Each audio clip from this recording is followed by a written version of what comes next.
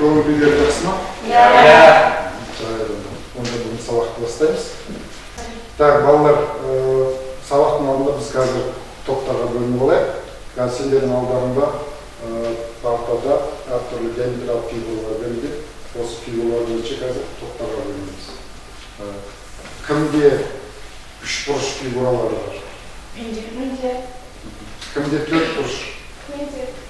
Квадрат төртбұрыш фигуралар. Так, кімде квадрат фигуралар бар, олар теріс жақтағы топқа келеді, оң жақтағы топқа квадрат. Ал кімде шеңбер? Бізде. Олар сол жаққа топқа келеміз. Ал енді, отырды. Ал кімде үшбұрыш фигурасы бар, бұлар бізде осы топтағы эксперттер болады. Эксперттер осы топтың жұмысын бағалап, соңында, сабақтың соңында қорытынды жасайды. Түсінікті ғой, иә? Ендеше сабағымызды бастайық. Топқа бөліндік, топтың ережесімен танысайық.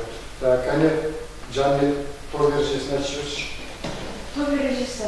Біріншісінде өз араларында идеялар мен ақпараттарын белсенді бөлісу керек. Екіншісінде бірігіп шешім қабылдау керек. Және үшіншісі әркім топ жұмысына жауапты. Келісеміз осымен? Иә. Жарайды онда. Ендеше балалар, бүгінгі сабағымыздың тақырыбы гравитациялық және электростатикалық өрістердің ұқсастығы. Сабақтың мақсаты гравитациялық және электростатикалық өрістердің ұқсастығын салыстырып, олардың арасындағы ұқсастықты анықтап және талдай отырып қорытынды шығару.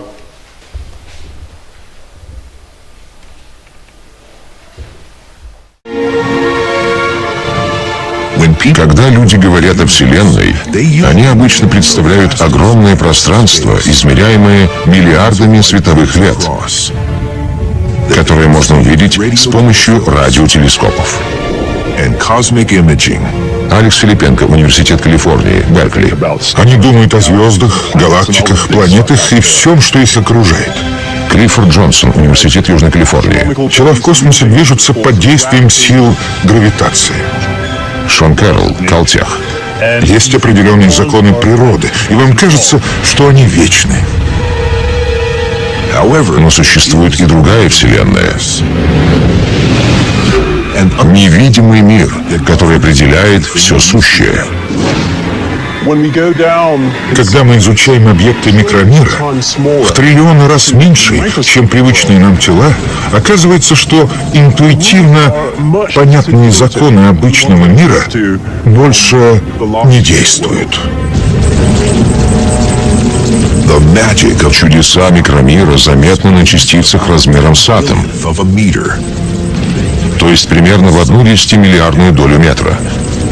Частицы эти ведут себя столь необычно, что ученым пришлось создать особые законы для описания их взаимодействия.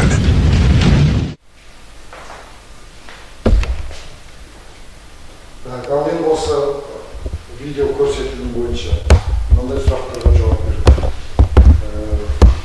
Біз осы аспан денелерінің орналасуы туралы не айтуға болады осы видео бойынша? Жалпы өздеріңіз білетін аспан денелерінің орналасуы қалай орналасқан аспан денелері? Мысалға күн жүйесінен бастап айтуға болады. Күн жүйесі, одан кейін қандай аспан денелер? Жалпы аспан денелері белгілі бір орбитамен айналып соғады. Мысалы, күн жүйесінде барлық планеталар күнге тартылып тұрады. Бірақ олар тартылып тұрады және олар өздерінің әрқайсысының өзінің арнайы орбитасы бар. Сол орбита бойынша айналады. Яғни планеталар күнді өз орбиталарының бойымен айналып жүреді. Ал енді біршама біз мәліметтер алдық. Енді тағы қайталап өтейік. Осы электростатикалық өрістің алдымен анықтамасын берейік. Алдымен анықтамасын берейік, одан кейін оның қасиеттерін айтып кетейік. Әр электростатикалық өрістер қандай өріс деп айтамыз? Ол қандай өріс екен электростатикалық өріс? Кім жауап береді? Жанай. Электростатикалық өріс деген тыныштағы зарядтардың өзара әрекеттесетін өрісін айтамыз. Дұрыс. Иә, енді қандай қасиеттері бар? Мен білімге отқаны осы заряд әрекеттесуде зарядтың шамасы қандай рөл атқарады? Мысалға бір заряд көп болуы мүмкін, біреуі үлкен болуы мүмкін. Ол зарядтар бірге қашықтан қанша алыс орналасса, соншалықты оның несі электр өрісі аз болады. Ал ол қашықтығы жақын болса, онда электр өрісінің мәні де болмайды. Сонымен біріншіден бұл қашықтыққа байланысты болып тұр. Электр өрісінің өріс туғызған зарядтан қашықтаған сайын олардың электр өрісі қашықтан кеми береді. Кеми немесе артады екен. Енді осы зарядтың шамасына байланысты. Біз қашықтыққа байланысты айттық, енді зарядтың шамасына байланысты. Ол артқан сайын Қол көтеріп тұрып айтайын. зарядтың шамасы артқан сайын да күш артады. Оның өрісі артады. өріс тудыратын өрісі артады. Ал заряды азайса, аз болса, ол сәйкесінше азаяды. өрісі аздау болады. Жарайды. Онда былай айтайын енді. Алдарында қазір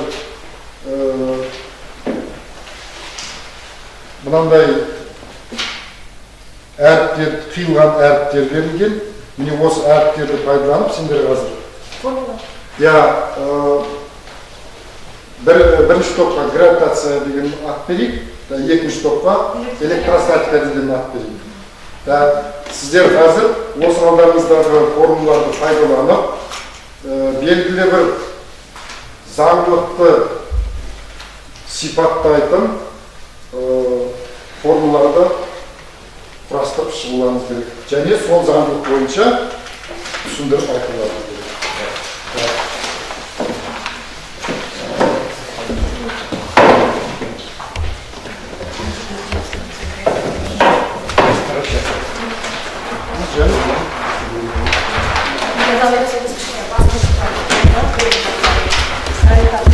Постердің цветінің ортасына өз өрістерін жазып қойыңдар, өздерінің тақырыптарына байланысты өріс жазыңдар.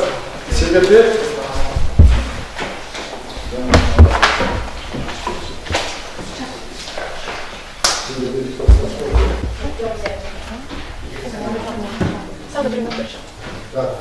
ортасына өріс жазыңдар.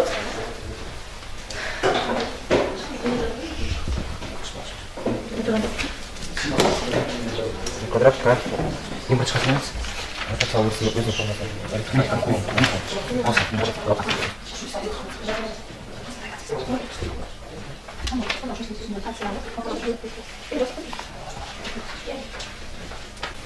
Жұмысымыздың нәтижесінде келесі формулалар шықты. Міне, ең бірінші ортада бұл Кулон заңының формуласы. F тең K куб 2 бөлінген R квадрат. Бұл формула нені білдіреді? Бұл яғни екі зарядталған бөлшектің арасындағы тартылыс күші. Q деген сол зарядтар, ал R квадрат деген олардың арақашықтығы. R деген арақашықтығы. Ал K дегеніміз ол пропорционалдық коэффициенті. Яғни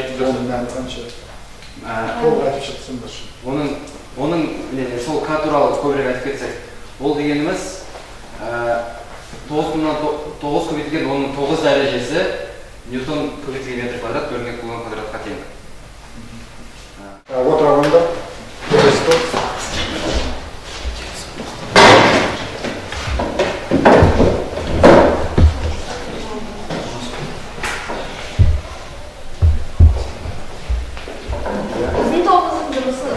гравитациялық өрістің бүкіл формулаларын жазып өттік. Мынау F тең G көбейтілген M1 көбейтілген M2 бөлінген R квадрат дегеніміз ол ең негізгі формула деп ойлаймыз. Бұл формула бай оқылады. Екі дененің әрекет ететін күші ол екі дененің массасына тура пропорционал ара қашықтығына Массалардың көбейтіндісіне. Массалардың көбейтіндісіне тура пропорционал ара қашықтығына кері пропорционал.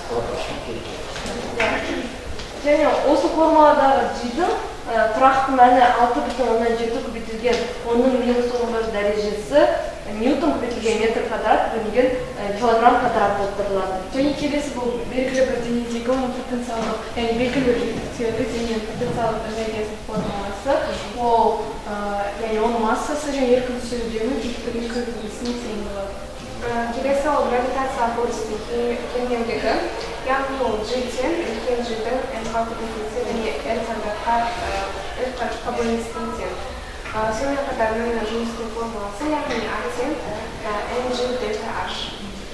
Және біз осы постерімізде сонымен қатар еркін түсу үдеуінің формуласымен потенциалдың формуласын жаздық. Және әртүрлі мысалдар ретінде Жер планетасын және күнді алдық. Шоуында суреттеліп салынды. Бұл бүкіл әлемдік тартылыс санады. Жарайды. Қошеметтеп қояйық.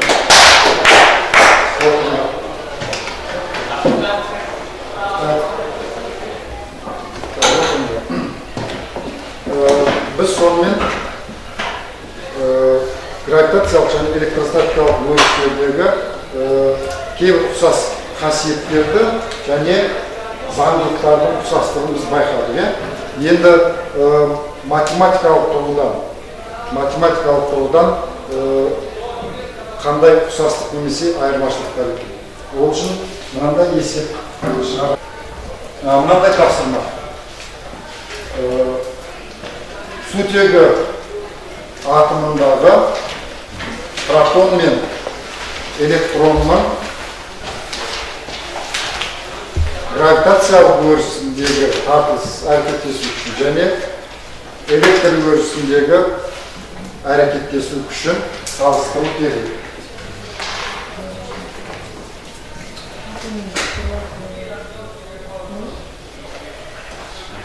Так, балалар, енді мына тақтадағы берілген мәндерді пайдаланып,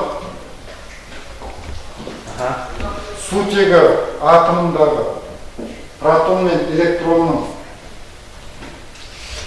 гравитациялық өрістегі әрекеттесу күшін және электрлік өрістегі әрекеттесу күштерін салыстыру керек. Протонның массасы 1,167 көбейтілген 10,27 дәрежесі килограмм. Электронның массасы 9,1 көбейтілген 10,31 дәрежесі килограмм. Элементар зарядтар берілген. Тұрақтылар бұлардың бәрін білеміз.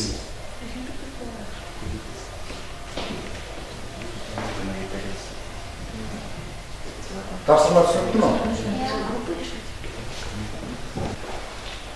Так, болды ма? Онда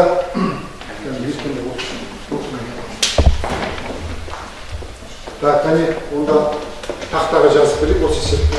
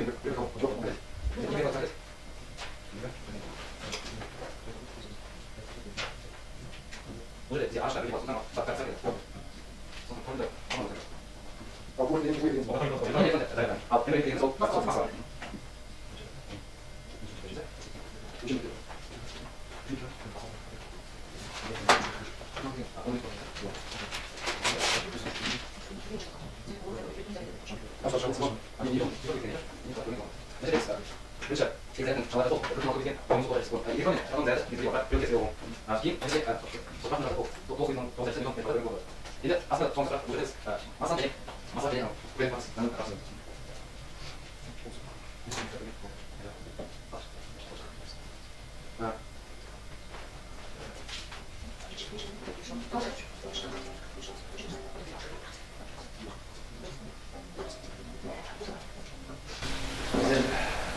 есептеген кезде бізде 2,3 көбейтілген 10-39 дәрежесі деген шама шықты. Осыдан қайсы күш көп болып тұрышы? Бізде эффекті жоқ. Екбірдің эффектке жатырмыз. Екбірдің эффектке жатырмыз. Формуласын шығарызымыз. Ондан ауысып көрмей. Ала жақты. Ал осыдан қандай қорытынды жасаймыз енді маған? Қайсы күш көп екен?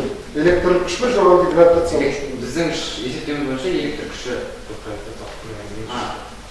Біздің есептеуіміз бойынша гравитациялық күш ол электр күшке қарағанда көп болып шықты.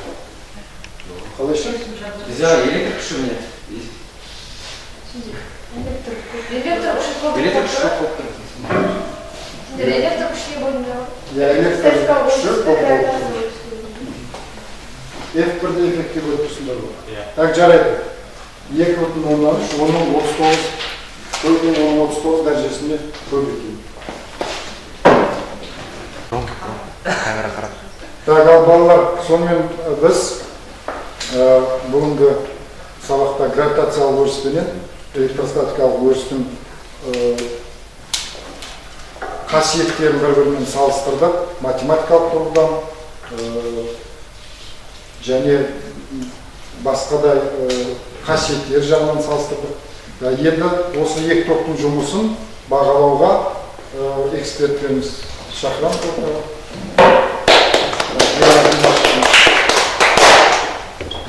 Бүгінгі сабақ өте қызу түрде өтті, және де екі топ өзінің жұмыстарын дұрыс қорғап шықты деп ойлаймын. Және де екінші топ өзі берілген электростатикалық өрістің формуларын дұрыс анықтай алды, және де әрбір топ мүшелері белсене қатысты, бір-бірлерінің пікірімен алмасып, әрқайсысы өзінің жұмысына жауапты болды деп ойлаймын. Сондықтан да олардың әрбіріне мен қызыл алмадан, яғни жақсы жұмыс жасады деген белгі беремін.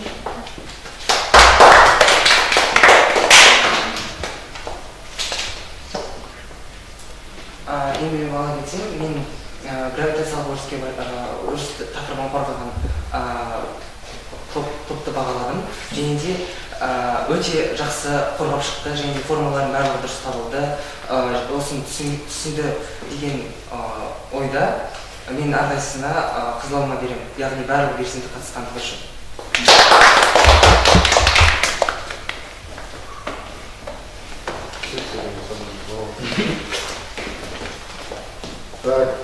Енді осы бүгінгі сабақтың қорытындысын жасаңыздар. Бүгінгі сабақтың мақсаты болғандай, біз электростатикалық өріс пен гравитациялық өріс арасындағы байланысты, соның ішінде олардың ұқсастығын анықтай білдік деп ойлаймын. Және де біз осы сабақта микроәлем мен макроәлем деген мағынаға толық түсіндік деген ойдамын.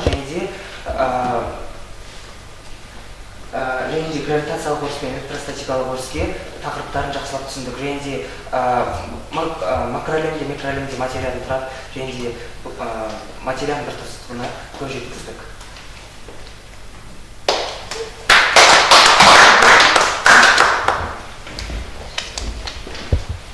Так, балалар, осымен біздің сабағымыз аяқталуға жақын. Енді кері байланыс жасайық. Бүгінгі сабақтан алған білімдерім бойынша кері байланыс. Кім сабақты жақсы түсінді, барлығы меңгерді, ол қызыл алма жақсырақ. Ал кішкене түсінбей қалған, шешілмей қалған есептері болса, онда сары алма. Ал әлі жұмыс істеуім керек деген оқушы, онда көк алма жақсырақ ағашқа. Дайынал.